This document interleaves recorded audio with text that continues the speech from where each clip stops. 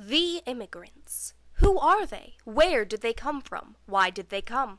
From every direction and continent they came answering Miss Liberty's call. Send me your tired, your poor, your huddled masses yearning to breathe free. She lifts her lamp beside the golden door, and from the teeming shores the wretched refuse come like hungry mosquitoes to the yellow porch light of freedom. This week on The Immigrants, the New Yorkers. From the motherland of England and their gilded friend, the Netherlands, the New Yorkers voiced their displeasure living overseas.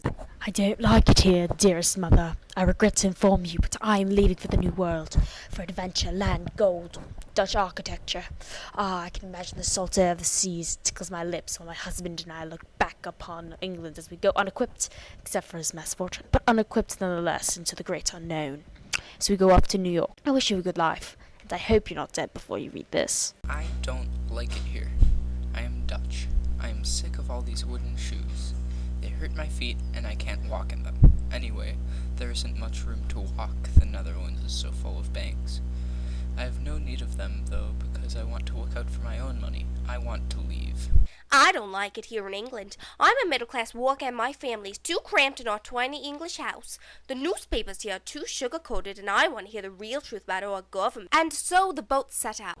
I was talking with some of the women on the boat today, and I heard some of the queerest things. Apparently, little sewer people from London go on boats just like ours and head off to Virginia to act like little sewer people there. I find this idea ridiculous. First off, why would anyone go to a different place if jobs aren't found there? Second off, from what I've heard, there are no sewers in Virginia, so they wouldn't be sewer people, they'd be Virginians. The immigrants embarked on an arduous sea journey that would cost some of them their lives, and many their lunch. I want to move to the American colony of New York. One can't go wrong with a Dutch-founded colony so long as no one brought their shoes. I hear it is fantastic, and there's enough room for a man to make a decent gulden, or pound as they use over there. The fur trade is thriving on all of the pure, bubbling rivers in that land unmarred by industry. They say New York's beavers are twice the size of those scrawny Pennsylvanian beavers, and practically beg to be caught. And if I get unlucky and can't strike it rich fur trapping, there's always that rich arable soil that has earned the region the title of the bread colonies. So surely I would make plenty of money and walk to my heart's content. In dark, dank, smelly storage compartments, they huddled through the voyage, confiding in each other their pitiful hopes for the new land.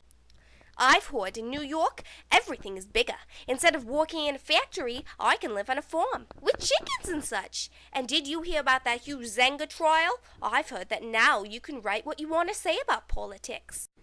After many long days, a sharp-eyed New Yorker with money-seeking eyes spotted the glinting gold shore of their happy paradise. The immigrants headed straight to the heartland of America, New York. I'm afraid. There are people in my house. Just the other day in the parlor, there was this little black lady holding a feather duster. I pranced out of the room in a fright just to find a little man holding a broom. He was brushing the floor. Why are all these people in my estate cleaning my house for free? I very promptly ordered them out. They now work in the garden. I have made it. It is everything I ever dreamed. Everyone is happy here. I'm so glad I came to New York.